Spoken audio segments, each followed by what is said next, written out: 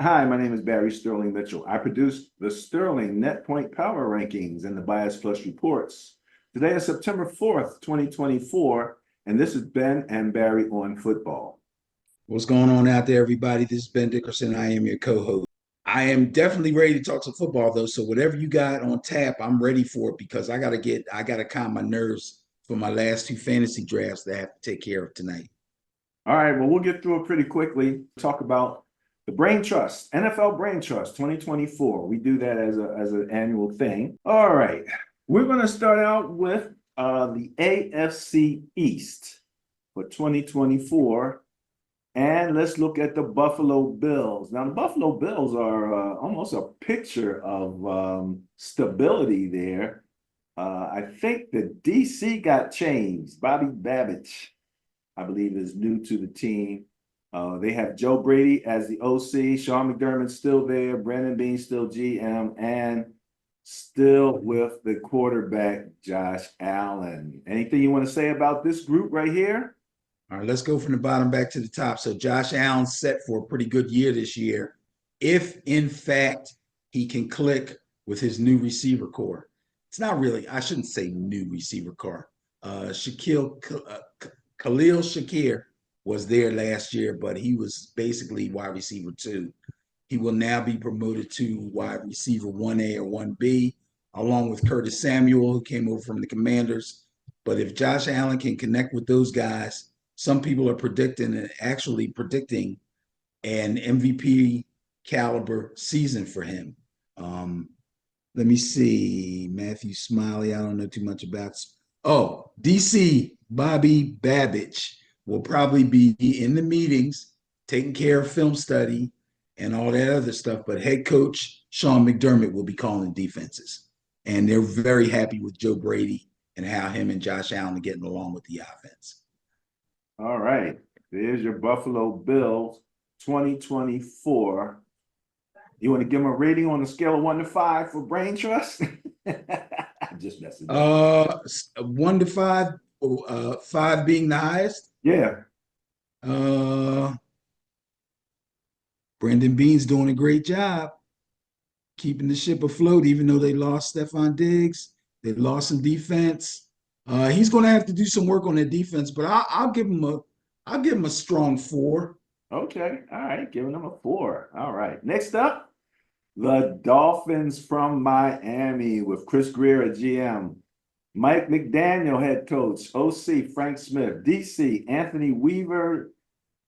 Special teams, Danny Crossman and Tua Tagovailoa at quarterback. And, I call this Niner East. So what do you got to say on these guys? Well, basically, it's Niners offense East. I don't know about that defense. They got some work to do. Point taken. They got some work to do, but supposedly, according to fantasy rankings, their defense should be pretty much, I don't want to say a lot better, but they're definitely looking at their defense to be better this year than they were last season. Tua still has a lot to prove as far as I'm concerned. First of all, he has to stay healthy. A lot of that falls on the offensive line, which I believe is supposed to be better. Plenty of speed on that offense. But again, like I said, the defense is a little questionable. Believe Mike McDaniel, if he doesn't call the offensive plays, he has a super whole bunch to do with the offense. So I don't know how much Frank Smith is going to be able to handle by himself with Mike McDaniel there as far as calling plays on game day. I believe Mike McDaniel has a big hand in that offense on game day. Chris Greer's done a good job, though, getting the players that Mike McDaniel needs for his offense. Again, he will prove himself mightily as a GM if he can quickly improve that defense. And we'll find out soon when the season gets started what he's done and how much it has gelled and become the kind of defense that they're going to need to advance in the playoffs.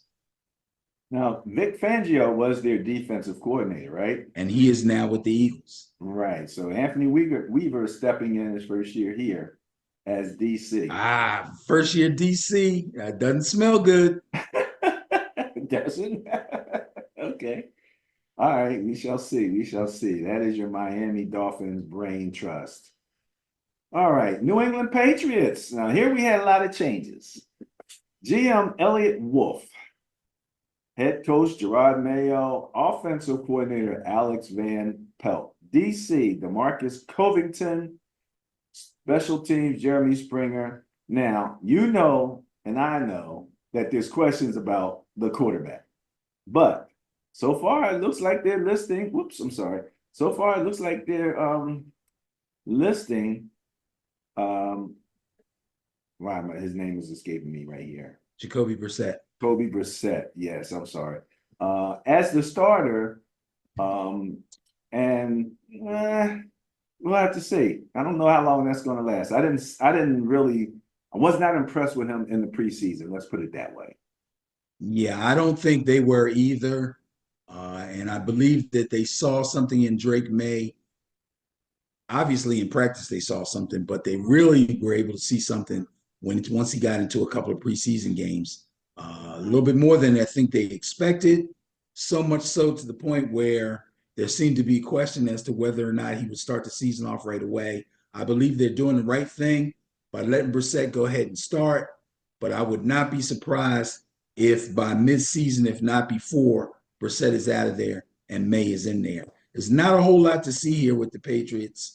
No really big name coaching efforts here. I don't know everybody's resume, except for Alex Van Pelt. He's been around for quite a while. But Gerard Mayo is an ex-player and who is now a head coach. Not to say that's a bad thing, but they've all got a lot to learn probably. He's going to lean on Alex Van Pelt quite a bit. I don't expect the Patriots to have a great season. This is a team that's got a lot of growing to do. As a brain trust, they also have a lot of growing to do. I would give them 2.5. Let me see. 2.5. Okay. All right. There you go. Okay, Benny, let's move on to the New York Jets, Jets, Jets, the only team I had any family that ever played for. And we start out with GM Joe Douglas, head coach Robert Saleh, former Niner, offensive coordinator Nathaniel Hackett, former Broncos, right? Packers, Broncos. Packers, Broncos, yeah. DC, Jeff Ulbrich, and special teams Bryant Boyer, and none other than one Aaron Rodgers at quarterback. Now that's a brain trust right there, Benny. He don't need anybody else, or does he? Well, I mean, let's face it, they've been around. Aaron Rodgers, no doubt, is a first ballot Hall of Famer. Unfortunately, he's coming off of an injury, and it was a bad enough injury to keep him out for the entire season last year, that being an Achilles. So, 1 year removed or 1 year taken away from a guy his age has got to mean something.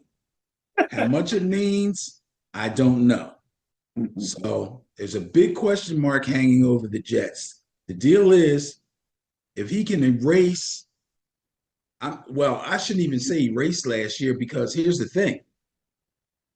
Being off a year, a guy his age, with his knowledge still intact and his experience still intact, could actually be a good thing.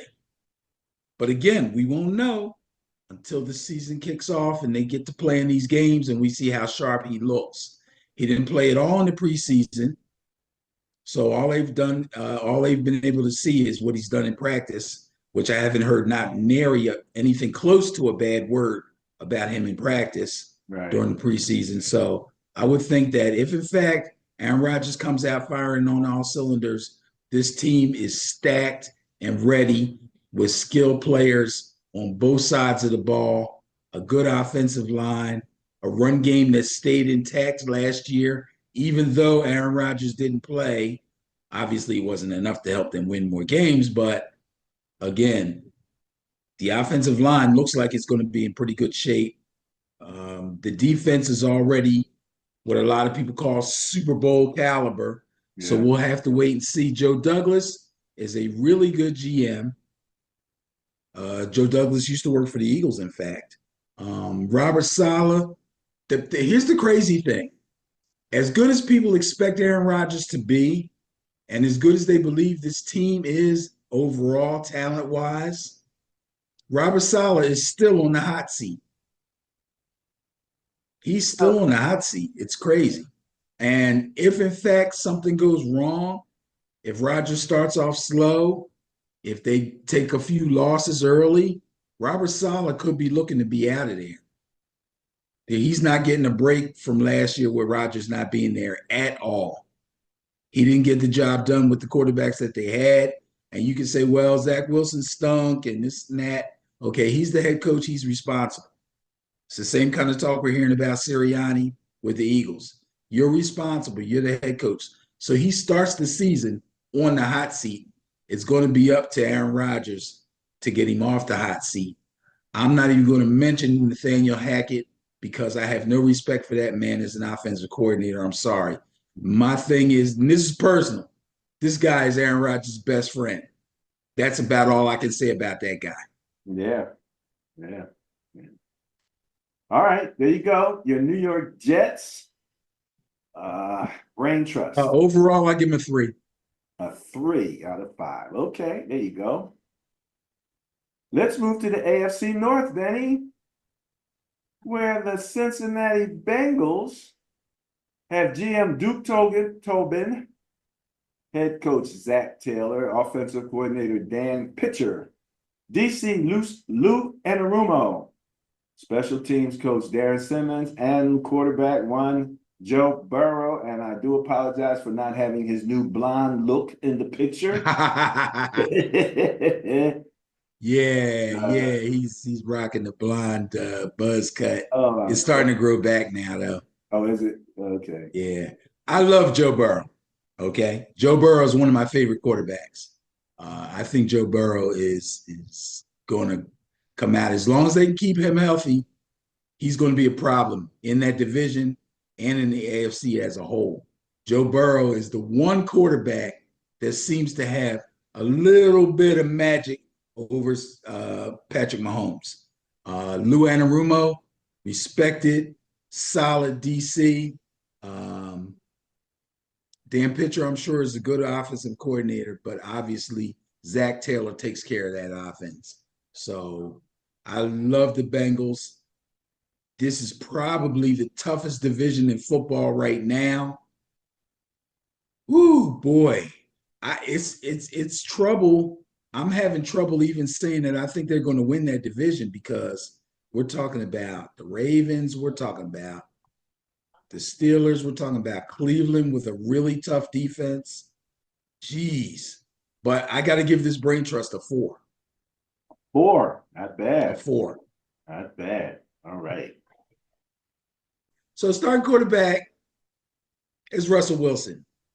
I still have a lot of questions about Russell Wilson coming into the season, man. He didn't show me much of anything in the preseason. As far as I'm concerned, he's a dink and dunk guy, and there's nothing wrong with being a dink and dunk guy unless that's all you've got. And to me, that's all he's got. So he's got a lot to prove this season. Mike Tomlin, love him. I think he's a great coach. I think he's a great motivator. I think his players love him and they play hard for him, as proven by him never having a losing season. But that's not good enough anymore. It's too much turnover now. Not only is having a winning season not good enough, but there's a chance that they won't have a winning season, which would be really bad for him. Not saying he's on the hot seat. I'm not going to go that far because the Steelers are very, very, what's the word I'm looking for? Very loyal to their head coaching choices. They make very good head coaching choices and they stick with them. They've had very few head coaches over the years, as opposed to a lot of teams that have a lot of turnover at the head coaching position. Matt Canada, however, is an offensive coordinator that I think did not do a good job last year at all. He's got a lot of work to do. It's not like they don't have anybody skill positions. They did lose their number one wide receiver, but they're questionable as number one because a lot of people thought Pickens was the number one, but they did lose Deontay Johnson. Pickens is now the clear-cut number one. So we'll have to wait and see how things work out. Is Najee Harris 100%? I know Jalen Warren isn't. So they're going to start off early on without their 1-2 punch, which is good for Najee. It's good for people in fantasy who have Najee because he won't have to share carries much, but it's not good for the Steelers. Boy, I tell you, I was so disappointed with that offense last year. I have to drop them down to a 3. That's a 3. All righty. All right, Benny, let's move on to the Cleveland Browns. GM Andrew Berry, head coach Kevin Stefanski, offensive coordinator Ken Dorsey, DC Jim Schwartz, special team Bubba Fentrone, and quarterback Deshaun Watson. Yeah, I said it. Deshaun Watson. Sexual chocolate. No. Andrew Berry, I think, has been doing a pretty good job there, keeping that ship sailing nice and smooth. Did he sign Especially Deshaun to that contract? Yes. Yeah. I believe, yes, I believe. So, okay, but that's a couple years behind us now. Oh, is okay. It? You mean you're not talking about the contract that they're still paying? That ain't a couple years behind. No, but I'm saying the repercussions from it are kind of past now. Okay. Because we have quarterbacks that are making more money than him now. But at the time, yeah, it was kind of crazy. Here's the thing. Deshaun Watson, injuries last year, still has a lot to prove, still has not proven that contract that you're talking about, he's been able to live up to. He still has not done that fully. Right. Kevin Stefanski is a really good head coach. Ken Dorsey, I believe, is a really good OC. Jim Schwartz has had his ups and downs as a DC, but he's been around. He's had a lot of success. He's had some failure.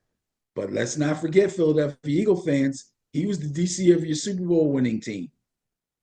So, ooh, boy, this brain and again, this is the toughest division in football as far as I'm concerned, and the Cleveland Browns can do some damage because Jim Schwartz has a stacked defense. I don't know how Deshaun's going to do this year. Yeah, that defense is stacked. But let me ask you one quick question. Ken Dorsey, when Joe Flacco came in for the Browns, yes, he was the OC at that time, right? Yes. Okay, so yeah, he gets good marks there. Yeah, kudos to Dorsey and kudos to Berry for digging him out and pulling him up off of his couch. Yeah, that kept them alive, even though Deshaun let them down. So, wow, I'm going to give them. Wow, this is crazy. I'm going to give them Steelers. What did I give the Steelers? A 3? Yeah, I think so. I got to give them a 3+. 3.5? Yeah, 3.5. Yeah, 3.5. Okay. 3.5 to the Browns. Next up, we have the AFC South, Benny. Okay. The Jacksonville Jaguars with GM Trent Baalke, head coach Doug Peterson, offensive coordinator Press Taylor, DC Ryan Nielsen, special teams Heath Farwell, and as they call him on First Things First, the Prince, quarterback Trevor Lawrence. The Prince? Really? Well, they got the hair, that's what they call him. Oh, they used to call him Sunshine from Remember the Titans. Oh, really? The California kid with the long hair? Long hair. Yeah. Anyway, I like Trevor Lawrence. Trevor Lawrence is a really good quarterback. Trevor Lawrence has weapons. The offense could be formidable. The defense, unfortunately, isn't quite as strong as it may need to be for them to go far, especially if they make the playoffs. I don't know. I remember them having that terrible crash and burn against the Chargers a couple of years ago, or last year, or whenever the heck that was. I think it was 2 years ago. Anyway, Ryan Nielsen's going to be charged with fixing that. Press Taylor, good OC. I have respect for him as an OC. I believe Press Taylor is Zach Taylor's brother. Oh, okay. I'm pretty sure. If I'm wrong, I'll check that later and somebody can let me know. I like Doug Peterson as a head coach. I think Doug Peterson has done a really good job with what he's had to work with there in Jacksonville. Some people don't like Doug Peterson. I know the Eagles couldn't wait to get rid of him, even though he won them a Super Bowl, or he was the head coach of a Super Bowl winning team.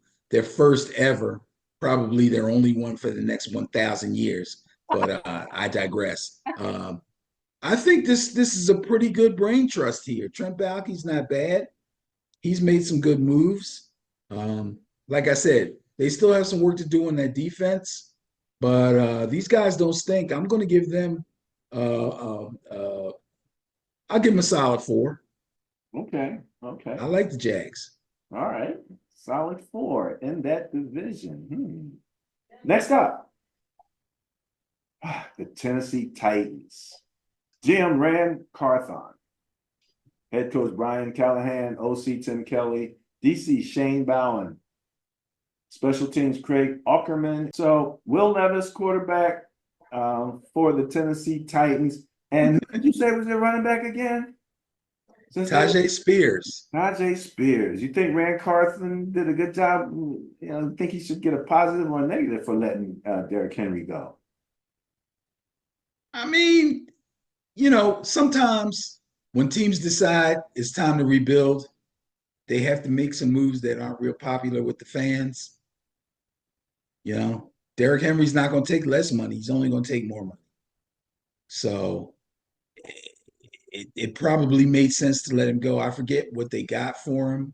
I believe that was a trade to the Ravens. If they got a couple draft picks or whatever, I'm sure they'll put them to good use and try to do a rebuild. Brian Callahan being the head coach he's an offensive line coach for most of his career, if I remember correctly. So I expect him to get that offense built back up pretty quickly. Defensively, I have no clue. All right, let's go to the next one, and that would be the Indianapolis Colts. I got the quarterback right this time. Amazing. GM Chris Ballard, head coach Shane Steichen, OC Jim Bob Cooter, DC Gus Bradley, special teams Brian Mason and Anthony Richardson at quarterback. So there you go. 6'4", 225, I believe, is what his numbers came in for Anthony Richardson. I forget what he ran in the 40. He ran a heck of a 40, if I remember correctly. Yeah. So speaking of Anthony Richardson, I heard a take on him on TV this morning. I think I was watching, not Undisputed, Unsportsmanlike on ESPN, and my man Chris Canny was talking about Anthony Richardson, and either he said or he was quoting someone else as saying Shane Steichen, the head coach, who was the offensive coordinator for the Philadelphia Eagles, again, for that Super Bowl winning team that we talked about. This guy coached Jalen Hurts, and he now has Anthony Richardson, who they consider having a better arm and being a bigger, better runner than Jalen Hurts, making the Indianapolis Colts offense extremely scary. Okay. This is a solid brain trust. Chris Ballard's been around for a while. He's had some ups and downs, but lately he's been up. They still have work to do with the defense, but they got a solid DC in Gus Bradley, a guy who's worked very well and rebuilt some defenses in the league on different teams. The offensive coordinator, Jim Bob Cooter, is the type of offensive coordinator who's been around for a while, been there, done that, and all that stuff. But Shane Steichen's going to take care of the play calling on game day. Shane Steichen is, and I know this offensive guru thing is that word's been thrown around a lot, but Shane Steichen's very close to that. And he has the exact type of quarterback that he needs to run the type of offense that he likes to run. I really like this brain trust, and the Jags are going to have to watch out if they think they're going to win this division, because the Colts could actually do a lot of damage and come away with the division title here. I'm going to give them a solid 4. All right. That's kind of what I thought you was going to say. I'm right there with you there. Okay. The Houston Texans, or as I would say, Niners South. GM Nick Caserio, head coach D'Amico Ryan, offensive coordinator Bobby Slowick, DC Matt Burke, special teams Frank Ross, and quarterback 1 C.J. Stroud. Matt Burke is the DC. Yeah. I don't know a whole lot about Matt Burke, but I think he's been there for a little while. Obviously, C.J. Stroud, we loved him when he was drafted. We thought he should have been the number 1 pick. We both thought he was the best quarterback in the draft. Turns out he probably is. I don't want to say too much about the other guy, but C.J. Stroud has proven himself as an NFL quarterback. He has all the skills. He has the mental capacity. He has the presence in the huddle. He has the smarts, the leadership. He has everything you want in a quarterback. And I believe he's going to be a top quarterback in this league for many, many years. Bobby Slowick, the offensive coordinator, works very well with C.J. Stroud. Everything looks like it's supposed to look on that offense. All the weapons are back. Tank Dell is back. Nico Collins. And then they go and get Stephon Diggs. Oh, my God. It's almost it's almost insane. It's kind of crazy. There. Too many. Yeah, really. And we can't forget about even the tight end, Dalton Schultz, who used to play for the Cowboys a couple of years ago, is a very good, very steady tight end. As long as they keep their offensive line intact and keep CJ upright, that offense is going to be very, very, very tough to handle. Defensively, they've gotten better, but I'm not surprised because D'Amico Ryans is a defensive head coach, so he's going to make sure excuse me, he's going to make sure that the defense stays up to par. Nick Caserio has done very well lately. We'll have to wait and see if he can keep that up before I can consider him a top-notch GM. But I really like this brain trust. I think these guys are going to go far. I'm going to give them a 4.5. Oh, whoa. All right there. Okay, Benny, so let's move on to the AFC West, which I believe is one of your favorite divisions, wasn't it? You thought they were going to take over from the NFC West last year, if I remember correctly. Nah. No? Okay. Not the AFC West, not with the Raiders in it. Yeah, I thought you was it. But there's a few other teams in there, like the Kansas City Chiefs.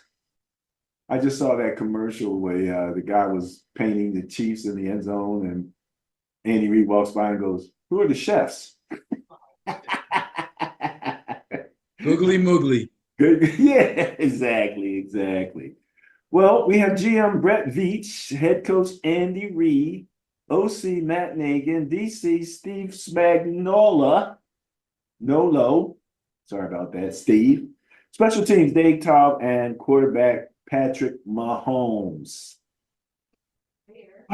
And they are the returning Super Bowl champion Kansas City Chiefs. I'm sorry, it took me a little bit to say that. I'm sorry. What do you got on these guys? Hell of a brain trust right here, bro. Brett Veach somehow gets it done over and over again, year after year. So much so to the point that these guys are looking at dynasty, 2 in a row, working on a three-peat. Got a quarterback, Patrick Mahomes, who during his Super Bowl speech said, just know Chiefs are never underdogs. What a statement that is. I don't know if people paid attention to that. That's what he I said. hadn't heard that, but He that's said, a good one. he said, just know the Chiefs are never underdogs. Andy Reid, no doubt about it, first ballot Hall of Famer as a head coach.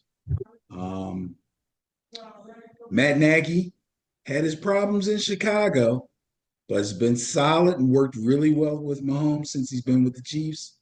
Steve Spagnuolo, my favorite defensive coordinator, has rings not only with the Chiefs, but has at least 2 rings with my New York Football Giants also. Great DC, probably the best DC in the league if you ask me. Really? Absolutely. I give these guys a 5. Uh-oh. Big time 5 for the Kansas City Chiefs. All You're right. not going to find a better coaching staff and GM than these guys. All right. Moving right along, we have the Los Angeles Chargers. Now this is one of those teams that had a lot of changes. And I believe the only person that's remaining from the previous group of coaches is special teams coach Ryan Fickett. Everybody else is new. GM Joe Hortiz, head coach Jim Harbaugh, OC Greg Roman, DC Jesse Minter, and quarterback Justin Herbert. Minter. Harbaugh says when he sees Justin Herbert, he hears the music just like it's just the sound. Did he say that? Something like that. Yeah, he's hilarious. Oh my goodness. Just looking at a little something here. Okay, obviously Justin Herbert is a fine quarterback. He's got the arm, he's got the size, he's the prototypical NFL quarterback. But for some reason, he hasn't gotten it done. Mainly because of the shortcomings of their previous head coach and injuries. The Chargers offense has been riddled with injuries, defensively too, riddled with injuries over at least the past 3 seasons. A team that looked like they should always do really well seems to always come up short. But I can't really say anything bad about Justin Herbert as long as they can keep him healthy. Now, Jesse Minter, looks like Harbaugh brought him over from the University of Michigan. But Jesse Minter does have some NFL experience. He's been a D-back coach for the Ravens, and he's been a defensive assistant for the Ravens. The rest of his resume is pretty much college stuff.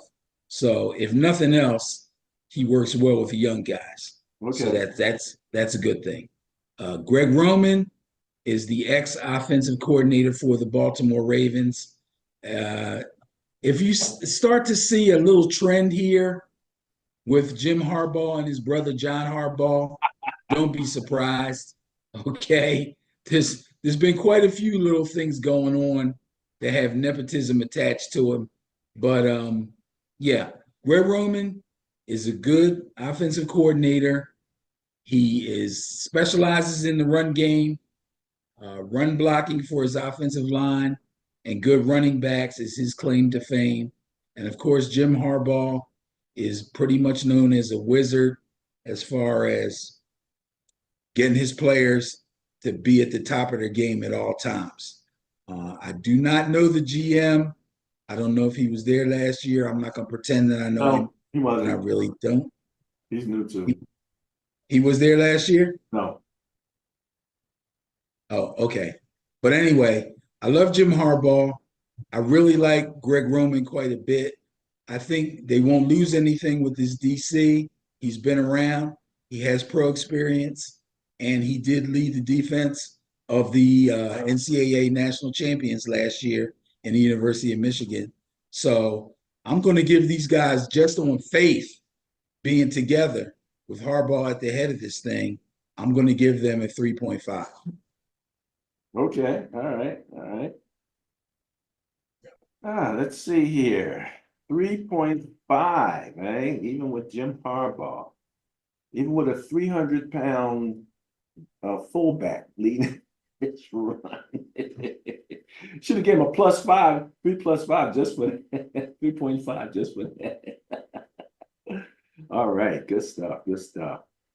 All right, you talked about them, those Las Vegas Raiders. GM Tom Telesco, head coach Antonio Pierce, OC Luke Getzey, DC Patrick Graham, special teams Tom McMahon, and then just for you, their assistant head coach, Marvin Lewis. I just had to throw him in there just for you. Yeah, I know I've said a lot of things about Marvin Lewis in the past. As a head coach for the Cincinnati Bengals, he really took his lumps, not just from me, but from the media as a whole. But we cannot forget that he was the defensive coordinator for the Baltimore Ravens in their last Super Bowl win, and that was a heck of a defense. So he has had a lot of experience and head coaching experience, not all of it good, but he does have experience. So it'd be good to have him on their staff. But the Raiders still have a couple more years to go, as evidenced by having to deal with a quarterback competition between Aiden O'Connell and Gardner Minshew. And it was really a hard decision to make. That's not saying a whole heck of a lot about the quarterback situation in Las Vegas. But Antonio Pierce is a Super Bowl winning linebacker with my New York Football Giants. So I got to root for him. But yeah, they're a couple of years away from being anywhere near even thinking about being a contender. Put one Gardner Minshew, who is listed as a starting quarterback as of right now on the Raiders website. So yeah, there you go. Gardner Minshew, Los Angeles Raiders. And the rating that you give the Raiders here? I'm going to give them 2.5. 2.5. Jeez, okay. There you go. They got a lot of work to do. They got a lot of work to do. All right, so this is well, I guess this is some stability from last year because most of the people are still around. However, they didn't pick a starting quarterback yet. GM George Patton. Is it Patton or Patton or Patton? They didn't make their quarterback situation official yet? Not on the website. They did. Oh, wow. Okay. Website. Head coach Sean Payton, OC Joe Lombard, DC Vance Joseph, special teams Ken Kadwicka. And we have from left to right Jarrett Stidham, Zach Wilson, and Bo Nix, who I believe has the lead outset. He looks like the leading quarterback in contention, but they didn't name one yet. So I just put them all three down there. Although Bo Nix really showed out in the preseason and had everybody kind of speculating that Sean Payton would go ahead and throw him out there, I believe they're going to take the same route as the Patriots and probably start Jarrett Stidham. That would be my guess.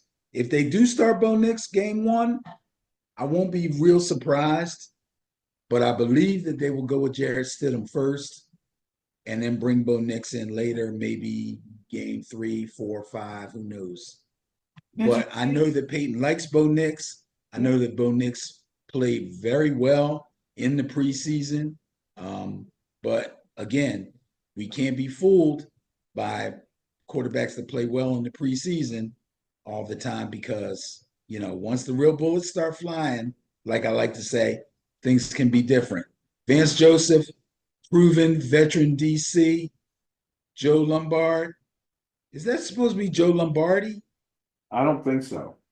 Okay, I don't know Joe Lombardi. I don't know him, but I'm pretty sure that Sean Payton will be the play caller on game day. I'm pretty sure, especially with a kind of an iffy quarterback in Stidham and a rookie in Bo Nix. I think Sean Raines is going to hold the reins as far as the offense is concerned for this team early on, if not for the entire season. I don't think that their defense is going to be up to par to give them a whole lot of success, no matter how well their quarterback plays. They already let go a couple of their receivers from last season. Jerry Jeudy is now with the Browns. Tim Patrick got cut. I was very surprised he didn't make the final 53, but I believe somebody picked him up. I'm just not exactly sure who it was. So, yeah, Denver Broncos. I'm going to give them. Just because of Sean Payton and the promise of Bo Nix. I'm going to give them a 3.5. Oh, okay. All right. Yeah, I'm giving out a lot of 3.5s here. So I see. And for OC, that is Lombardi. So that's what I thought. Okay, Joe Lombardi's been around. okay. I Now, still think Sean Payton's going to call the plays on game day, but Joe Lombardi is a veteran OC. did you get a chance to see Zach Wilson in the preseason at all? For some reason, I'm thinking No. he did well. Okay. Anybody that trusts Zach Wilson needs to be kicked in the butt. Well, they brought him in, so he must have a certain amount of trust. They didn't have to bring him in, but they did. All right, there you go. With the Denver Broncos at 3.5. Let's go to the NFC, Benny. The East. I think you have a little vested interest in this one. Just a little. But we'll start with those Philadelphia Eagles. GM Howie Roseman. Head coach Nick Sirianni. OC Kellen Moore. DC Vic Fangio. Special teams Michael Clay and Jalen Hurts as quarterback. So, first year for Kellen Moore here. And the thing that I keep hearing from First Things First is, how do we know Kellen Moore is a good offensive coordinator? That's what they're saying. Did anybody answer the question? No, they can't say for sure. So they all had the same question. No, it was mainly who's the Chiefs fan? Somebody had to defend him. Who's the Chiefs fan on the First Things First? The guy with the long hair. Oh, Nick Wright. Nick Wright, yeah. Mainly Nick Wright is the one, and nobody could really say a whole bunch. I think he had a certain level of success while he was with the Cowboys. Last year with the Chargers. Okay, we'll call that. We'll just. Yeah, I think he kind of got undermined by his head coach when he was with the Chargers, making bad decisions, bad game decisions. The clock and on fourth down on our going forward on fourth down, stuff like that. Yeah, right. But by nobody can really. Let me say this. By the same token, the Chargers, I mean, they still were up in a lot of games, and their defense would give up the game for them. Right. So, well, I think we mentioned that when we talked about the Chargers. The defense still is unproven, and it's going to have to be fixed before they're going to be able to do anything as far as making the playoffs or even going far in the playoffs. Vic Fangio, obviously a veteran and well-respected defensive coordinator coming over from Miami, where he did well considering he didn't have the kind of talent that he probably would have liked. But like I said, he's been around, he's well-respected. He runs the type of defense that the Eagles as a whole have decided that they want to go with according to the type of talent that they have, which I believe they're going to go with a solid 3-4 defense now, where they were kind of 3-4, 4-3 back and forth before. Kellen Moore, again, hard to throw shade on him as far as what he did when he was with the Cowboys. It's just that people throw so much shade on the Cowboys and on Dak that it's hard for Kellen Moore to get away from that. So he's going to catch a little shrapnel, from all the Dak hate. But I believe that he will do well with this offense. Obviously, Jalen Hurts has already come out and said that the offense is completely new, that he had a whole lot of studying to do. It's a brand new offense for him to learn. That may or may not be a good thing. It can be a good thing if it actually suits him and his skill set. It can be a bad thing if it's, he had to kind of rush to learn it to be ready and not play a lot in the preseason. Nick Sirianni starts off the season on the hot seat. Here's another guy who, although the team has had a lot of success and is loaded with talent, he's on the hot seat because of the fallout from the debacle last year after starting out, 10-0, 11-0, and then just the bottom fell out on these guys. The one thing you can't say anything bad about, or the one person you can't say anything bad about on this crew, is Howie the Wizard Roseman. Howie Roseman, dude, if I'm studying for fantasy and Howie Roseman calls me up, I'm probably not going to take the call. I'll be afraid to. He'll probably talk me into something and I'll be kicking myself later. Howie Roseman is one heck of a GM, and he is on a hot streak like no other.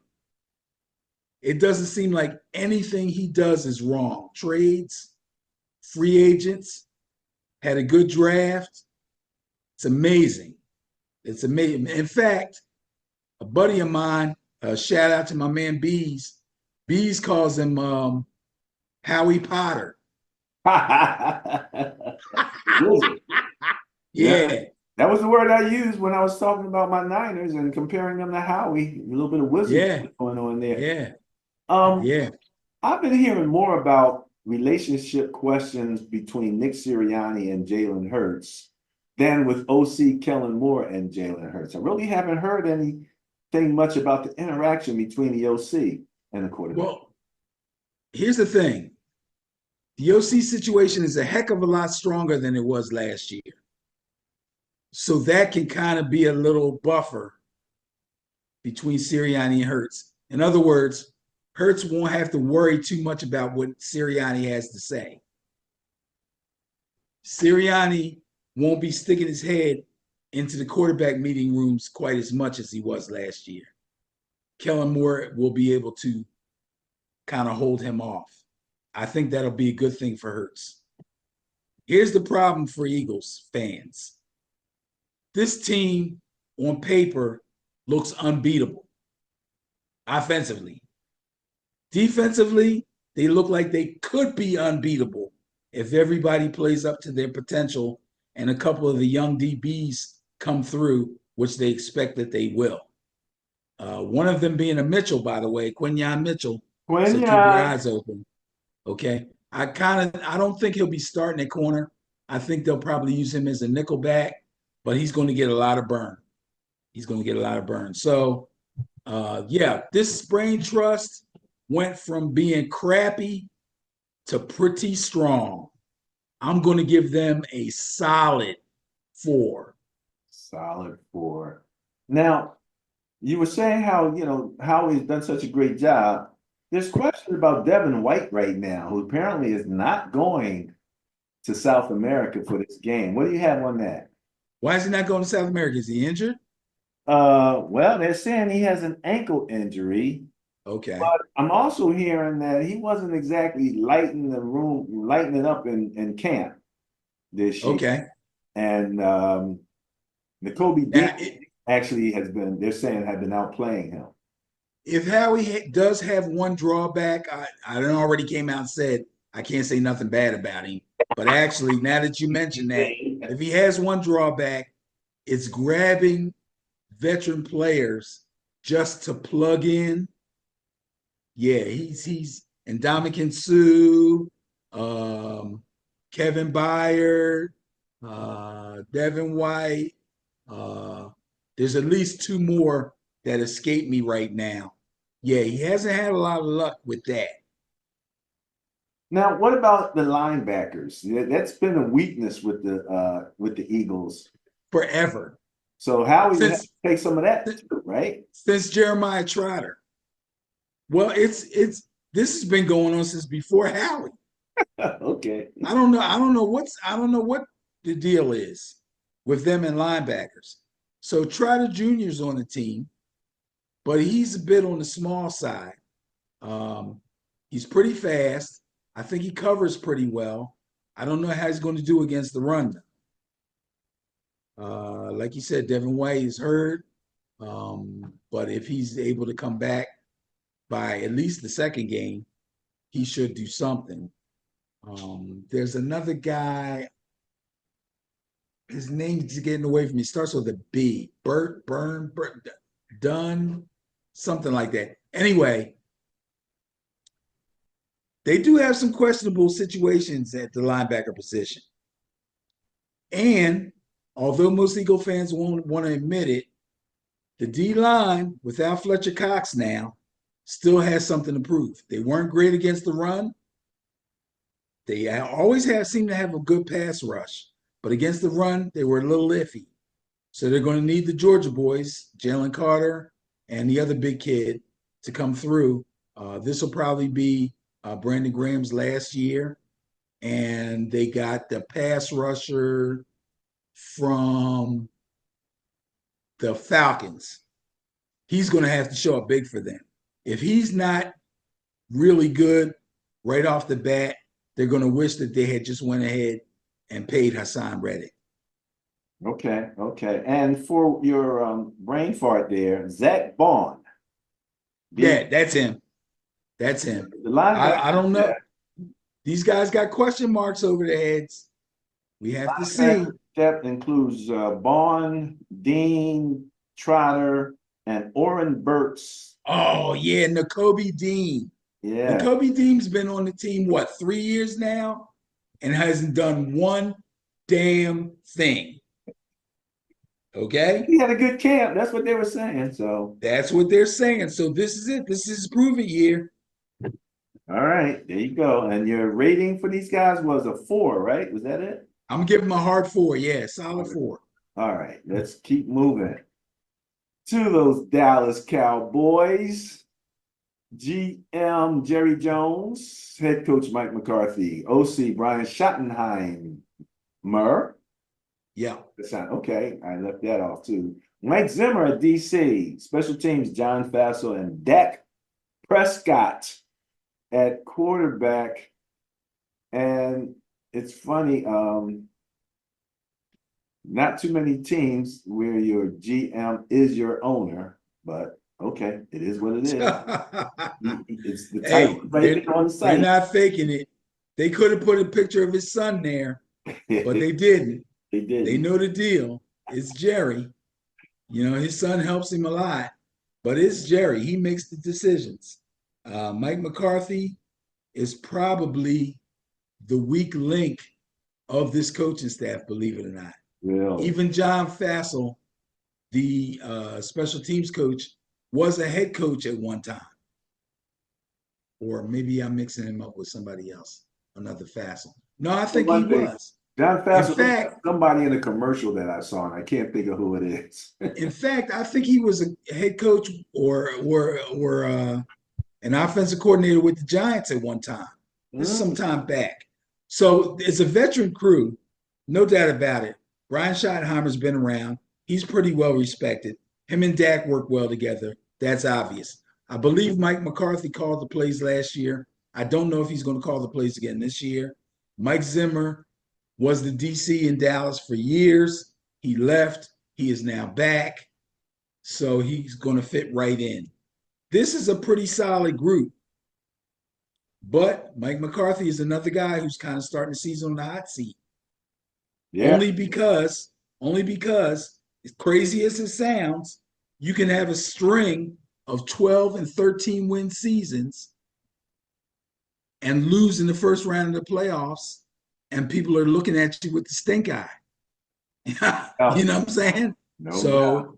So, you know, but this is a solid group of coaches.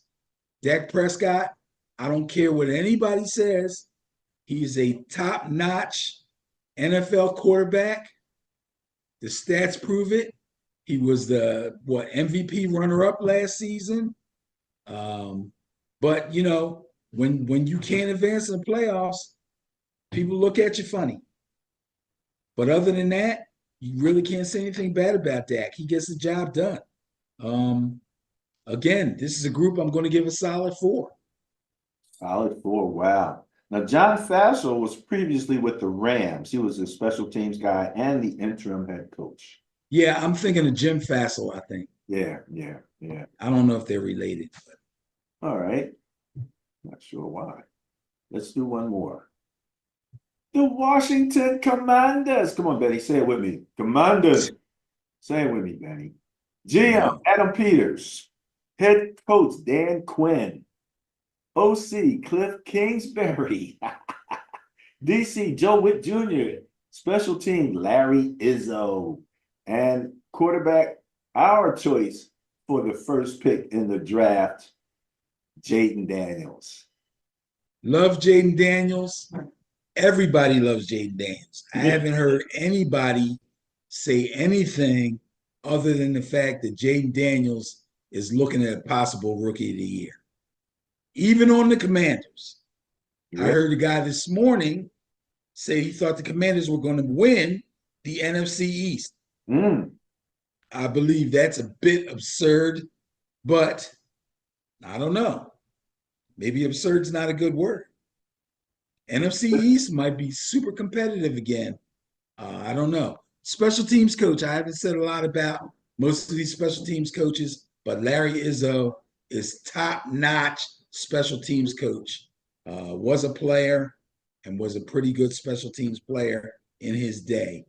I don't know Joe Witt Jr. very well, but I think he was already on the staff. They've got some work to do on their defense, but I believe they're going to get on it. If I'm not mistaken, this past draft, they added some defensive help in the draft. Cliff Kingsbury, ex-head coach in college, ex-head coach for the Arizona Cardinals, runs the air raid offense or some semblance of the air raid offense that he ran in college. I think Jaden Daniels is going to fit well in that offense. Dan Quinn, ex-head coach of the Atlanta Falcons. Strong head coach. Adam Peters, pretty good GM, but he's got work to do. They got to get that defense right. The offense, I think, is going to be pretty good. Who'd they bring over of note? Oh, gee. I know they got Brian Robinson. Oh, yeah.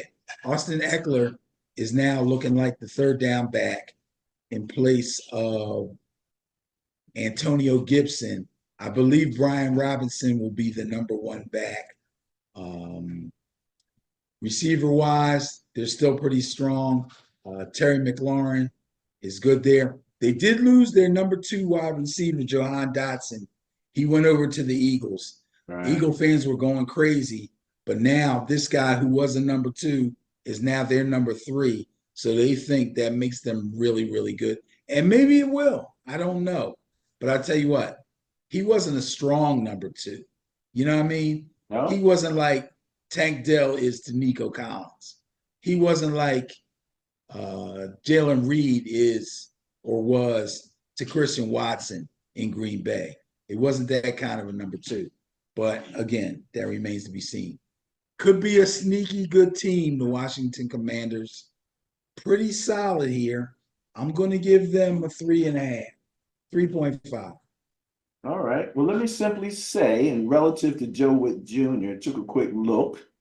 Played college football at Auburn, was a defensive backs coach with the Falcons, Packers, Browns, and Cowboys. So okay, that's why Dan Quinn went and got him. Yeah, yeah. And so I guess the question is, to me, the outstanding question is with Cliff Kingsbury. I mean, you got an offensive coordinator who, you know, was a what's the word? Innovator, I think, is what they were calling him when he was with the Cardinals. Yeah. College, running the say it for me. Air raid offense. And so I don't know what exactly he's going to be running with the Commanders, and especially under Dan Quinn, but I am really intrigued to see how he's going to work with Jaden Daniels. Yeah, I think he tried to run a true air raid in Arizona with Kyler Murray, and he had some success, but not the kind of success I'm sure he was looking for. I believe he was around long enough, though, to tweak it a little bit to make it more professional as opposed to college air raid. And now he's got a guy like Jaden Daniels, who's a true dual threat quarterback. So, in fact, this thing could take off for them. It really could. Well, Commanders Kyler are going to was a be true dangerous. dual. The thing with Kyler, he was a true dual threat. But if you went to Yeah, I understand that, but he was running the college offense. right, he wasn't. Well, he wasn't even running an option. Any type of an option. So No, he ran it air raid. air raid. So that kind of wasted the dual part of his dual threat thing a little bit. So it'll be interesting, like you said, to see how he handles Jaden Daniels, who's I think better from the pocket, probably than Kyler. Maybe I shouldn't say that, but pocket I quarterback. don't know. I don't know about that, but we'll see. We'll The see. potential is there. And you gave these guys what rating? 3.5. 3.5. All right, Benny. So the only team that we have to complete for the NFC East is your beloved New York Football Giants. GM Joe Shane. Is it Shane or Shone? Or how do you say his name? Shane. Shane, even though it's got a. Yeah, it's pronounced Shane. All right. Head coach Brian Daboll. Offensive coordinator Mike Kafka. Defensive coordinator Shane Bowen. Special teams Thomas McGahee and one Daniel Jones for quarterback. So what say you about your New York Giant brain trust? Well, let's just say this. Although people are really down on Daniel Jones, including me, he's still my quarterback, and I'm still going to try to be as optimistic about him as I can. The guy has the skills to be good NFL quarterback. He's shown flashes of being able to lead the Giants to wins, even has a playoff win under his belt. But he's got to stay healthy. He has now attained a nice new contract, so I expect him to live up to that. The good thing about his offensive coordinator, Mike Kafka, is the two of them have been together now for, I believe, 3 years.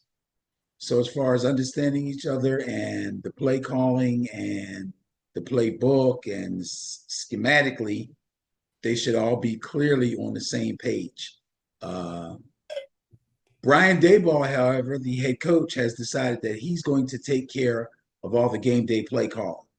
I don't see that as being a problem because I don't know exactly who was actually making the play calls into the quarterback's helmet over the past couple of years, but it's the same plays, it's the same scheme, it's just a different voice. And that voice being the head coach, I think is going to hold some weight.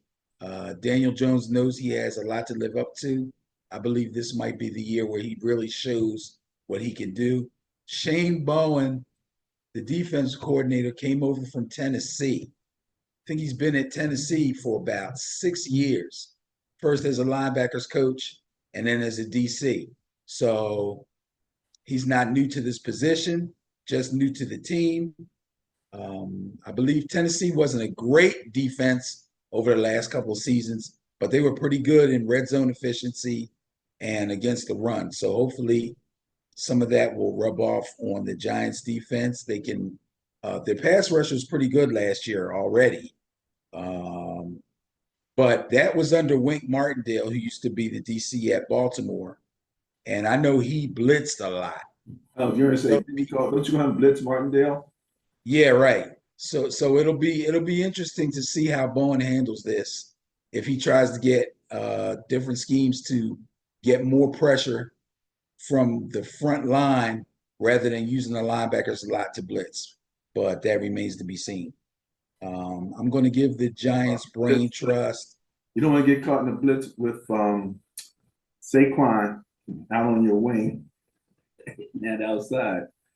The thing when you said about Tennessee, the thing that kept popping in my head, on all the previous shows we were talking about Tennessee, and I kept going. I always thought the Titans' defense was better. You always expected them to be better when we would do the numbers. Yeah, especially when Mike Vrabel was the head coach. Right. Okay. Right. Exactly. And they weren't bad. No, there were a lot of defenses that were worse, but they weren't as good as we kind of expected them to be. Yes. Now, although the results from the Giants last season, as far as wins and losses, wasn't as good as most Giants fans, including me, would have wanted, this is a solid brain trust. But because the wins and losses have not equated to the Giants being the type of team that me and other Giants fans would want to see, I cannot give them a 4. I would like to give them a 4. Right, but it's got to translate to wins. So I'm going to be a little biased and a little optimistic, and I'm going to give them a 3.5. All right. I'm honest. 3.5 for your New York Football Giants. That wraps up the NFC East. All right, Benny, so let's kick it off with the NFC North for 2024. Starting out with the NFL Minnesota Vikings.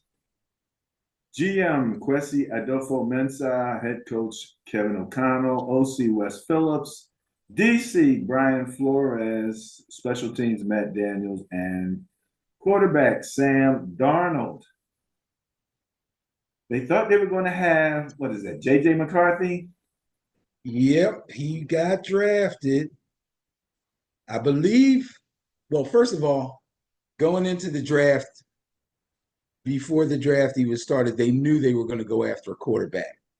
But they also knew that they would probably not get the top guys that would possibly be ready to start right away, like Caleb Williams, like Jaden Daniels. So they figured if they got somebody a little below that caliber, it would be someone that they would rather have sit behind a veteran at least for a year, maybe half a year, whatever. So they went out and they got Sam Darnold. I think that was a good pickup for them. I think Sam Darnold has shown that he has the skill set to handle a good offense. He's been moved around quite a bit. I believe this is like his 4th team. So he's shown the ability, however, to learn different defenses and work for different coaches. He just had, excuse me? Learn different defenses? Handle different offenses, I'm sorry. Okay. And work for different coaches. But he did have a propensity to turn the ball over. So obviously that's the first thing that we're going to look from Sam Darnold to see if he can cut down on the turnovers. He's got a good experienced OC in Wes Phillips, but Kevin O'Connell is also an offensive head coach, and I believe Kevin O'Connell will be calling the plays on game day. Brian Flores obviously is an experienced DC. He's been a head coach before. He's been in the news lately after somebody asked Tua Tagovailoa about the difference between having Brian Flores as a head coach as opposed to Mike McDaniels, who he's got now. And he kind of gave a scathing, I can't even call it endorsement. I don't even know what you would call it. But he pretty much said that Brian Flores was not a good person. And I didn't think that was fair of him to say that. I understand they're two different people, two different types of coaches. And I understand that sometimes players don't necessarily do well with hard-nosed coaches that depend or expect a lot out of them.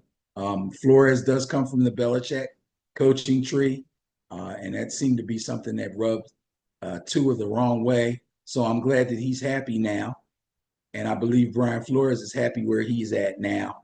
But I just hope that some of those interviews don't end up hurting Brian Flores in his quest to become a head coach again in the future.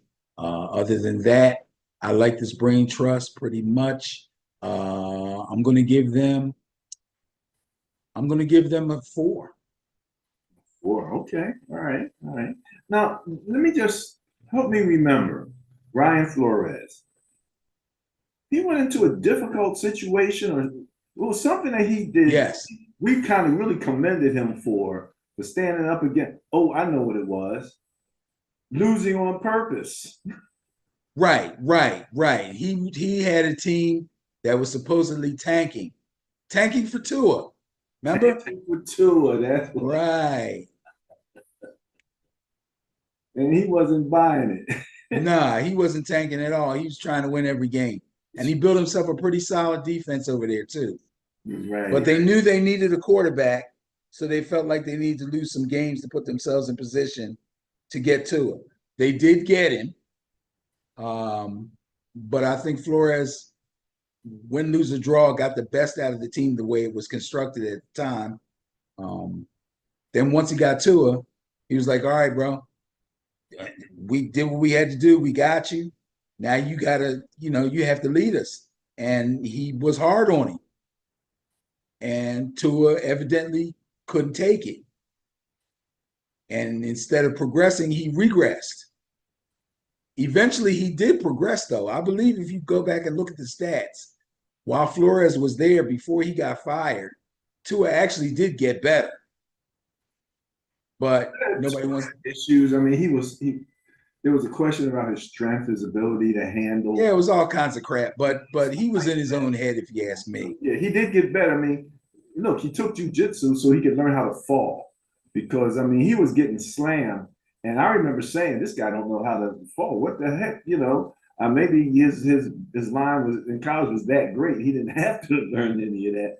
But he had concussions, from the way he was going down. I just remember one time it was like they hit him in the thigh area, but he went down like bam and hit his head, and I'm like, dude, you don't know how to roll, so that was something that was good, and he needed to learn a few things, get a little stronger and stuff like that. So probably, for him to come in and be the starter, which we've been having a lot of questions about, bringing in the guy and starting him right away, that could be tough for some guys. So, yeah. All right, gave the Vikings a 4. That's pretty good. Well, that's some good brain trust in this division. Oh man, here you go. You got GM Brad Holmes. We're talking about the Detroit Lions. Head coach Dan Campbell, OC Ben Johnson, DC Aaron Glenn, special teams Dave Phipp, and quarterback Jared Goff. They're talking about these guys as a Super Bowl contender. Yeah, they are. And they have been on the upward swing ever since Dan Campbell came in as the head coach with his famous bite off their kneecaps speech. Dan Campbell is a player's coach, but he's one of them hard-nosed guys, sort of kind of like Brian Flores, okay? And his players love him and they respect him, and they will run through a proverbial wall for him. Jared Goff has seen his career sort of kind of resurrected after being with the Rams and actually going to a Super Bowl with the Rams. They didn't win, but he did get that team to a Super Bowl. Then he got traded off to Detroit and did not let that get him down. And now has Detroit on the upswing and looking to go deep into the postseason. Ben Johnson is an OC that is highly coveted by a whole bunch of teams. So when you say highly coveted, you're talking about as a head coach? As a head coach, people are throwing money at this guy left and right, and he has decided even he loves Dan Campbell just like the players do, and he'd rather stay there and see if he can take this thing all the way. But he's put himself together a really nice offense. They did lose a couple of receivers. They weren't highly productive receivers, though. The main guy is Amon-Ra St. Brown. They lost Khalif Raymond, and I think they lost Josh Reynolds.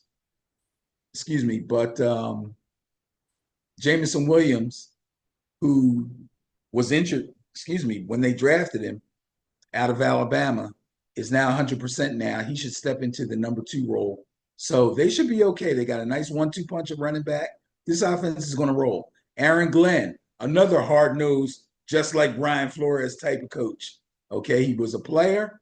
He was a really good, he played corner for the Jets. That's who he played for. I was trying to remember that the other day. He was a really good corner for the New York Jets back in the day. Real hard-nosed coach. Really goes hard at his players, has them playing hard. They were weak in the secondary last season. That was probably their downfall in the playoffs, but they kind of took care of that through the draft.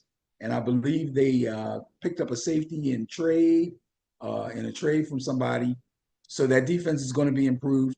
They already had Aiden Hutchinson.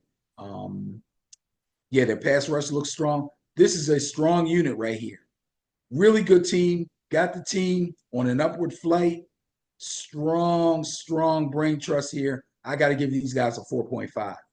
Oh, 4.5, really? Okay, all right. Next up, the Green Bay Packers, which we'll be seeing tomorrow evening.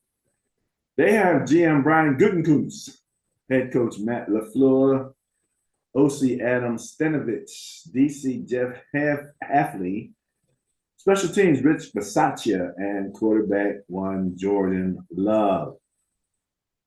Jordan Love, possible MVP candidate, believe it or not. Possible. Put together such a strong second half of the season in 2023 that people are saying if he can duplicate that coming into this season, there's a real good opportunity for him to take the Packers very far and for him to be up in the MVP conversation. I haven't talked much about any of these special teams coaches, but I will say something about Rich Bisaccia. Well-respected veteran coach, has been a head coach before. It was an interim. He was an interim head coach with the Las Vegas Raiders. And I believe I heard that before they went and got Antonio Pierce, a lot of the players were lobbying for Bisaccia to stay there. They really liked him. So that's a good thing when you have your players really respect their coaches, regardless of who they are. Jeff Hadley, I don't know how long he's been around, but I do know that the Packers defense has gotten better over the last couple of seasons. Pass rush is pretty strong and good linebacker play. I know they got Jair Alexander on one of the corners, and now that the defensive back salary scale has been kind of redone, I expect Jair Alexander to be the next big guy to get a fat paycheck, the next DB to get a fat paycheck. But we're not talking about paychecks right now. Anyway, Packers defense should be much improved. OC Adam Stenovich, steady hand, veteran guy, been around, works well with Matt LaFleur. But Matt LaFleur is the guy that runs this offense. It's his offense. He calls the plays. Him and Jordan Love seem to have a great connection. Strong unit here, man. Gutekunst is pushing all the right buttons. Got rid of Aaron Rodgers just in the nick of time. Turned Jordan Love loose right at the right time. Another team on the upswing. Boy, this division is going to be tough. I got to give these guys a 4.5. Almost a 5, eh? This is a tough division. Holy mackerel. Let's go to the Bears. GM Ryan Poles, head coach Matt Eberflus, OC Shane Waldron, DC Eric Washington, special teams Richard Hightower, and quarterback, drum roll please, Caleb Williams. Yes, sir. Caleb Williams, number 1 pick overall in this last draft. A lot of people expecting this guy to be great right off the bat. I am not convinced. I'm not saying I don't believe he can do it. I'm not a believer that he can do it right away. We'll have to wait and see. So I'm going to keep my eye on him. The great thing for him is Ryan Poles has done an excellent job as a GM collecting offensive talent to put around this guy. I cannot remember. Usually, if you're the first pick overall and you're a quarterback, you're going to a team that's got problems, a team that's usually hurting on offense, and they're expecting you to carry them until they can fix it. Ryan Poles actually fixed the offense before Caleb Williams even got there. in preparation for it. So that's a great thing. And it's a good thing for Caleb Williams, good thing for the Bears overall, good thing for Matt Eberflus, who hopes that Caleb Williams gets out of the gate really fast with all his weapons, because Eberflus is kind of on the hot seat. This is one of those things where we did a lot of work to set this team up. The defense was already pretty good. The offense now has names from top to bottom. If you don't get it done with this team, you're out of here. So Matt Eberflus on the hot seat. He's got to watch himself. Shane Waldron, again, good offensive OC. Eberflus is going to need that because I believe Eberflus is a defensive coach. DC, Eric Washington, I don't know a whole lot about, but their defense showed massive improvement last season. The defense kept them in a lot of games when Justin Fields was floundering. And when he played well, they won. But when he was having trouble, the defense kept them in games. They may have lost them, but you know what I mean? So now they're expecting Caleb Williams to elevate the offense so that the good play by the defense gets them more wins. Because Eberflus is on the hot seat, and because Ryan Poles did such a great job, I think that's going to take some of the heat off of Eberflus. I'm going to give these guys a 4.25.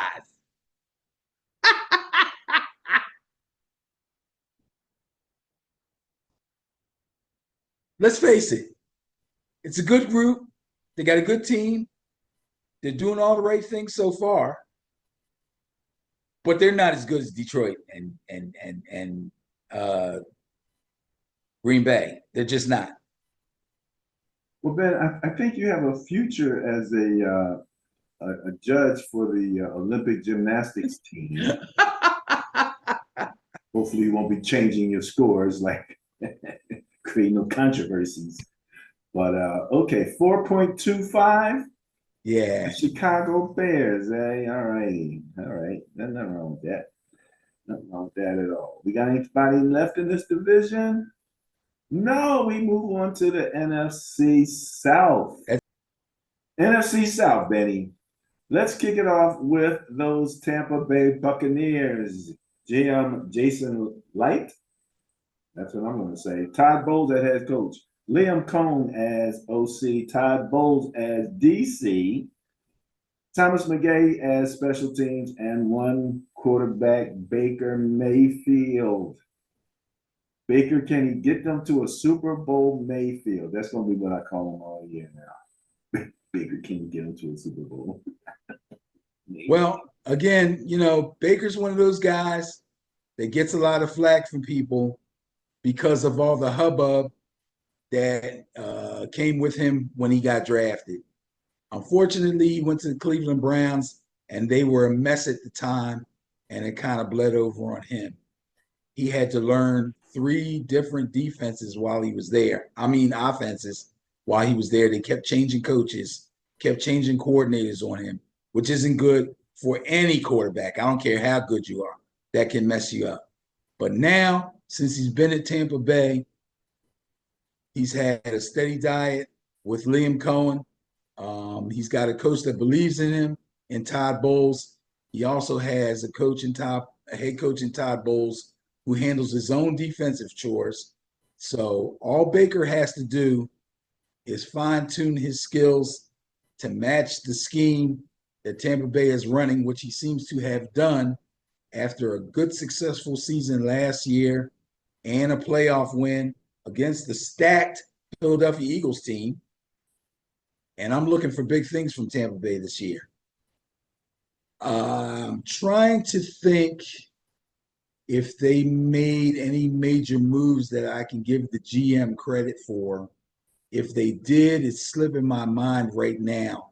But he hasn't had any brain farts.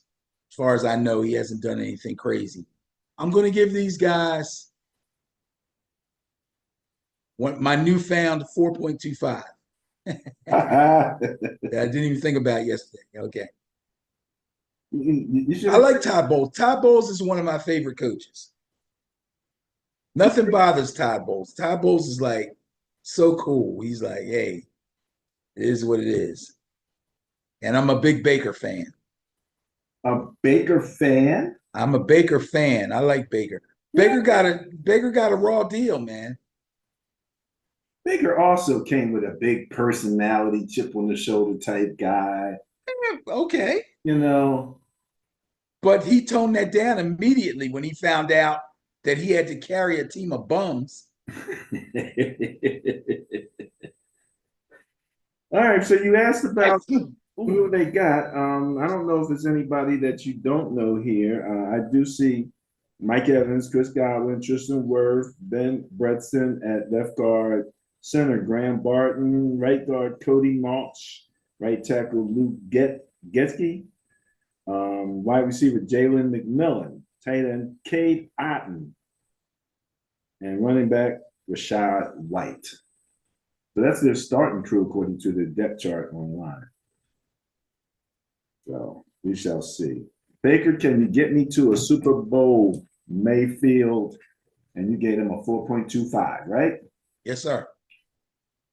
Well, how about the Carolina Panthers, Benny? With GM Dan Morgan, head coach Dave Canales, OC Brad Idzik, DC Hero Evo, special teams Tracy Smith, and Bryce Young at quarterback.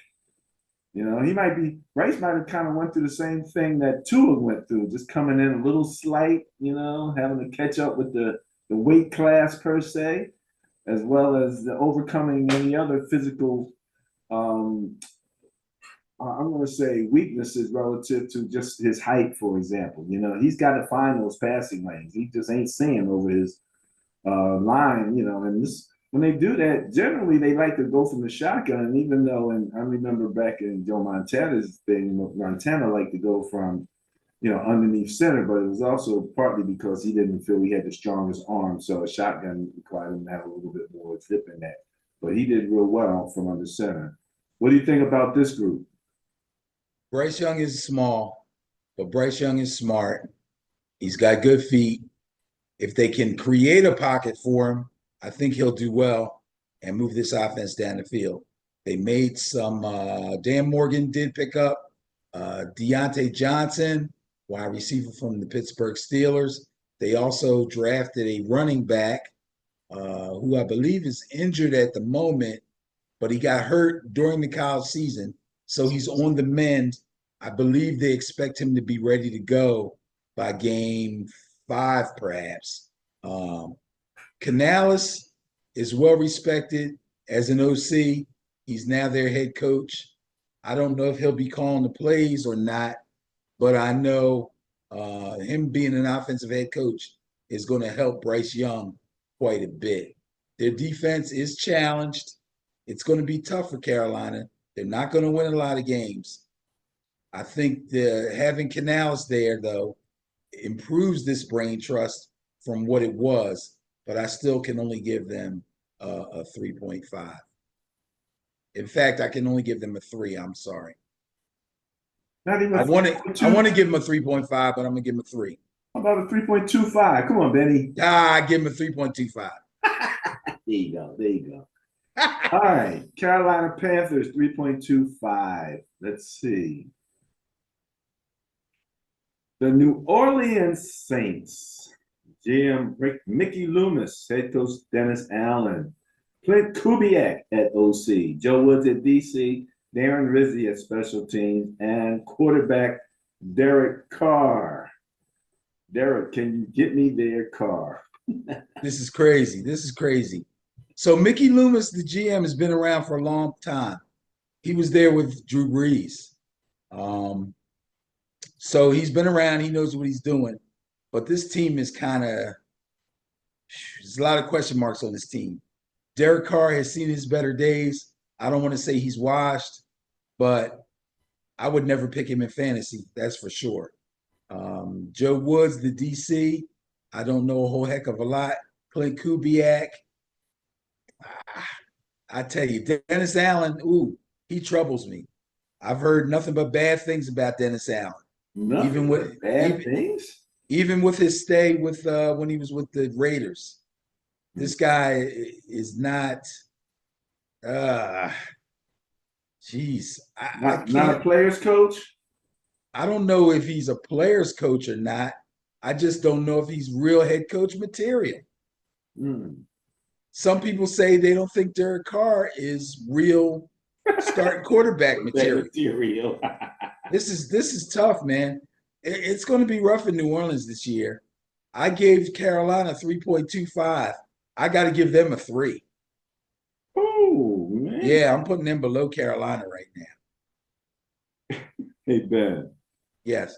just looking up Dennis Allen real quick. Uh-huh. Who that dish? As a headline says, Dennis Allen is already on the hot seat before week 1 is even. See? That's what I'm saying. I can't remember anybody saying anything good about Dennis Allen. Wow, that's hilarious. That's hilarious. Okay, so you gave him a what? 3. A 3 even. 3. Man, And that's not a strong 3 either. 3.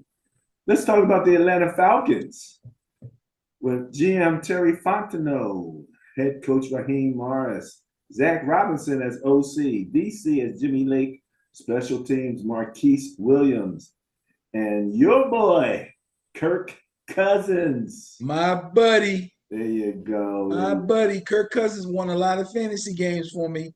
This boy puts up numbers. He puts up numbers. Even in those primetime games, he puts up numbers. Now he does give numbers to the other team too, but he does put up numbers. Atlanta Falcons defense. I'm trying to remember. I don't have a whole lot of praise for these guys, but they don't stink. Okay, that's the best compliment I can give him. Zach Robinson, I think, is a pretty good offensive coordinator. Raheem Morris is the new head coach. Kudos to him for getting another head coaching job. However, his work is going to be cut out for him. The good thing is Kirk Cousins being a solid veteran quarterback is going to help their offense quite a bit. They have Bijan Robinson, one of the top young running backs. They have Kyle Pitts at tight end, who hasn't really come into his own yet, but the potential is still there.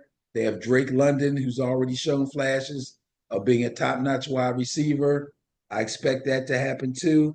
I think this offense is on the verge of being on a really good upswing.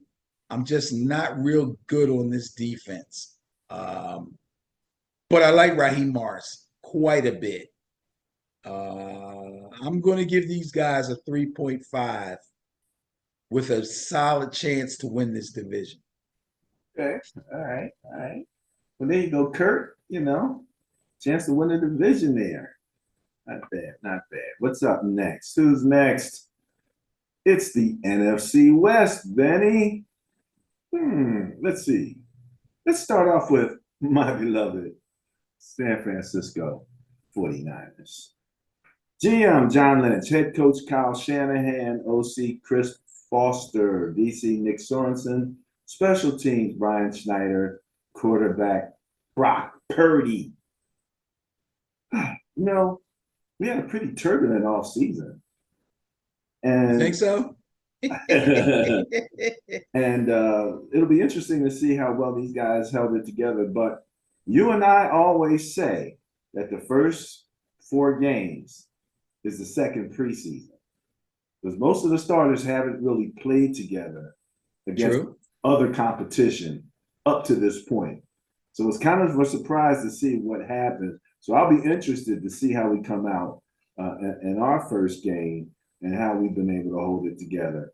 But John Lynch is now somewhere in the Howie Roseman ether for being able to do a little bit of wizardry with that cap space there. So we'll have to see. But people think this is our window here and that the window ain't going to be open much longer.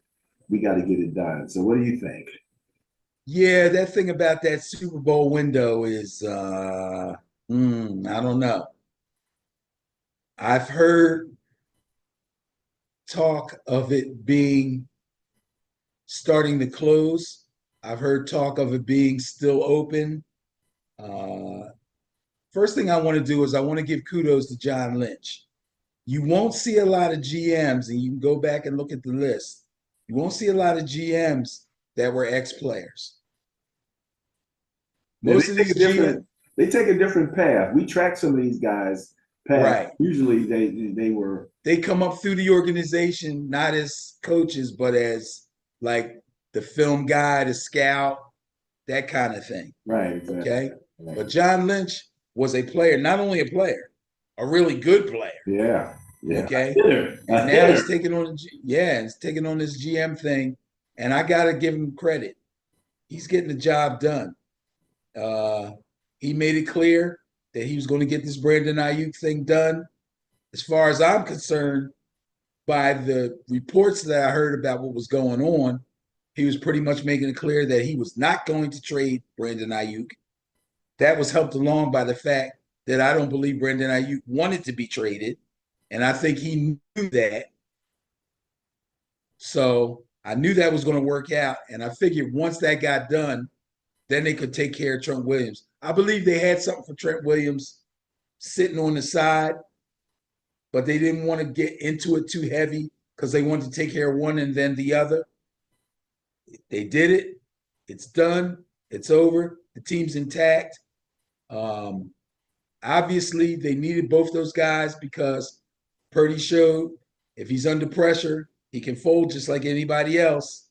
And if he doesn't have his top number one guy, he's going to have problems. So they took care of that as they should have. This is a top-notch crew, especially Kyle Shanahan, who comes from the Mike Shanahan coaching tree. His dad, him, McVay, and a bunch of other guys were all on the same staff with the old Washington Redskins. So that's a strong coaching tree. Shanahan has had the word genius put in the same sentence with his name, offensive genius. I'm sure Chris Forster is a good compliment to him. Nick Sorensen keeps a strong defense, especially linebacker-wise, which a lot of teams are really hurting at linebacker. But the Niners seem to stay strong at that position.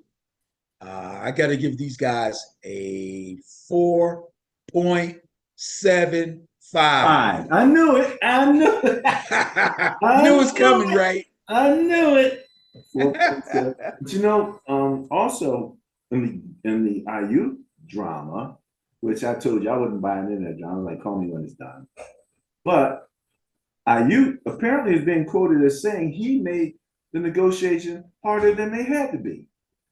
So I would, bro, I think I texted you when the deal was done. I said they could have been did this. Yeah. That amount of money that he took, they could have done that weeks ago. He let a lot of media blow his head up, I think. He did. Had his head up, but then they kept blowing it up more. Right. Remember, I also said if he's honest with himself and looks, he's like Jamar Chase didn't even get his money yet. Yeah. Am I as good as Jamar Chase? No. Am I good as Justin Jefferson? No. Am I as good as Tyreek Hill? No. Let's be honest. But I'm right there, right under them. So if that's the money I want to demand, I should have no problem with that. If he had just done that from Jump Street, this would have been long over. Yeah, well, he probably just didn't want to go through preseason. These guys, they want those veteran tricks. Listen, these guys, again, I tell people all the time, you got to remember, these dudes are young. Okay? Their whole life through Little League and high school and college, all they had was people patting them on the back and telling them how much they love them. They still want to be loved. You know what I mean? If I say I want to be traded, I want you to say, oh, no, please. That's what they want. Okay. All right. Well, one thing he does better than any of those receivers that you named, however, is block downfield. Right. So Kind of reminds me of our old debate about Terrell Owens versus Randy Moss. Yeah, I had a conversation with a friend about that too. He was trying to say something about this receiver core, that receiver core. I said the San Francisco 49ers receivers are all willing blockers. All that does is make McCaffrey, who's a serious weapon, even better. Even better. From Debo to Brandon to Juwan Jennings, these guys get dirty. Well, I remember one particular block from IU, which was a pancake downfield. Pancaking people. So, yeah, that's awesome. Awesome stuff there, Benny, with the 4.75. I believe I don't remember anybody else getting that high of a score. I gave the Chiefs a 5. Oh, did you? I think. Ooh, Chiefs. All right, next up, the Seattle Seahawks. GM John Schneider, head coach. New head coach Mike McDonald. OC Ryan Grubb, I do believe he's new too. DC Aiden Durday. I'm assuming he's new because I don't remember any of these guys. But Jay Hart, I gotta look him up. Holdover. And one quarterback, Geno Smith. Geno. Reborn, new guy, different dude. Man.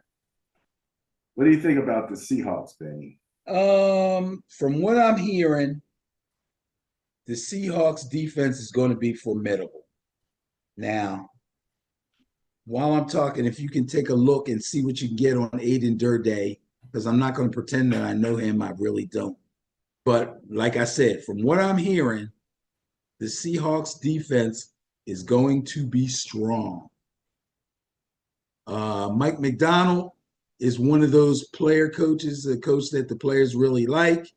That's good for a guy like Geno Smith, another one of those guys who just wants to be loved, especially after the rough time he had in the beginning of his career, but seems to be thriving up in Seattle. I'm not sure if Grubb or McDonald will be handling the play calling, but I'm sure whatever happens there, it'll be a good thing for Geno. And having a strong defense behind him can do nothing but help him. He's still got DK Metcalf. He's still got Tyler Lockett.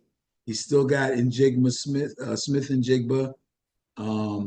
And Kenny Walker III is a dynamic running back. Oh, love him. Yes, he's in the division. We got to deal with him. But as a running back guy, you got to love him. Oh, yeah. Seahawks are going to be tough. I'm going to give this brain trust a 4, only because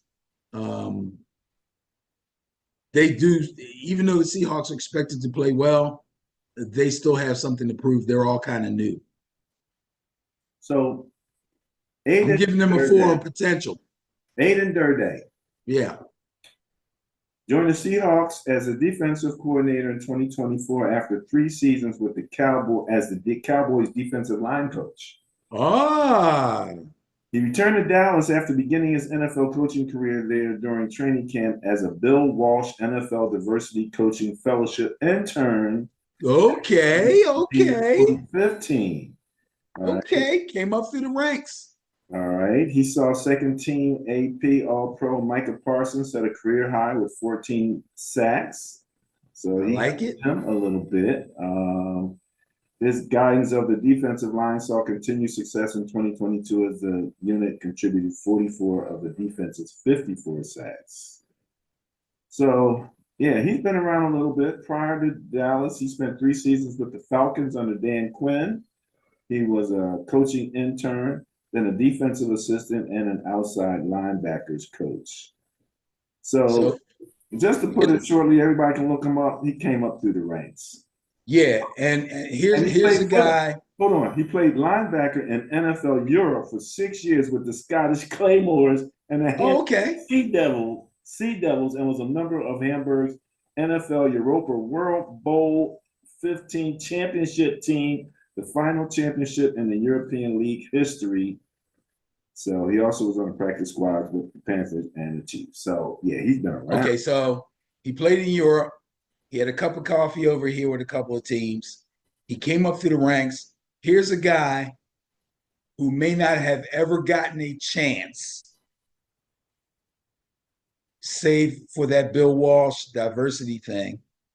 He comes through that and does the most with it and proves himself to be a worthy defensive coordinator. This guy may never have gotten a chance. He could have been a career position coach. Not that there's anything wrong with that. You know what I mean? But he got a foot in the door and he worked his magic and it's paying off for the Seahawks. He has a heck of a bio on the Seahawks website. So I invite people to go take a look at it, and see. Because again, I'm one of those people. I just think that the career path of so many of these guys, especially when you're talking GMs and coordinator stuff, is just fascinating to see all the jobs that they had, everything they went to from here to there. So amazing to me. And you gave these guys a what? A solid 4, was it? Solid 4. Okay. Not bad. Well, how about these LA Rams? I was going to call you the other day because Kyron, the running back, was being interviewed on TV. And that's the guy you told me about. GM Les Need, head coach Sean McVay, OC Mike LaFleur, DC Chris Shula, special teams coach Chase Blackburn, and quarterback Matthew Stafford. There you go. And some of the people are actually saying that they should win the division. Green Bay Packers head coach. Yes. Again, this is going to be a tough division to win, as it usually is, but it's just not as strong as it used to be overall. I'm going to say that I love Les Snead, made a lot of good moves, took the team to a Super Bowl a little while ago when they had Jared Goff, flirted with getting there again in the postseason last year, took a heart-wrenching loss to the Detroit Lions. Sean McVay, a great coach and a great offensive mind on the level of LaFleur and Shanahan. Again, LaFleur, Shanahan, and McVay all worked for Mike Shanahan. They're all from the same coaching tree. Okay? So here we have Mike LaFleur, brother of that other LaFleur in Green Bay. All right? This is a strong unit. Matt Stafford, I don't know how old this guy is, but he just won't go away. He still got juice, man. He gets injured every year too. A wrist, a finger, an elbow. It's always something. This is one of the most hard-nosed, never say die quarterbacks in the last bunch of years in the NFL. I still go back and look at that video of him in Detroit where they're driving for a game-winning score, and he separates his shoulder and comes off the field and says, I'm going back out there. And they're like, no. And he just runs out there, takes him down, gets the score. Guys are coming up, going, oh, yeah, great job. And hitting him. He's like, no, don't hit. I remember that. That was crazy. You got to respect Matt Stafford. Again, veteran bunch. I think defensively they're going to have a little work to do after losing Jalen Ramsey and a couple other guys. But I'm going to give them a solid 4, mostly on McVay. McVay is just so good.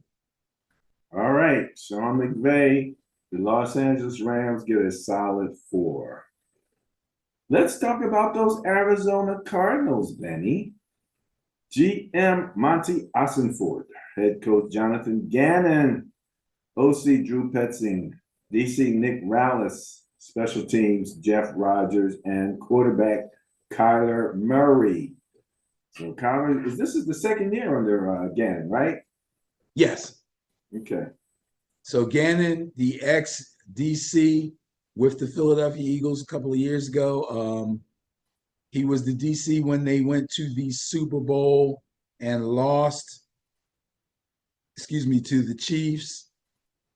There was a lot of flack from the fans because he was being courted by the Cardinals during the playoffs, and people were saying that his heart wasn't really in it, or his head wasn't really in it to prepare the Eagles for the Super Bowl, because he was more worried about his future and trying to get this head coaching job with the Cardinals.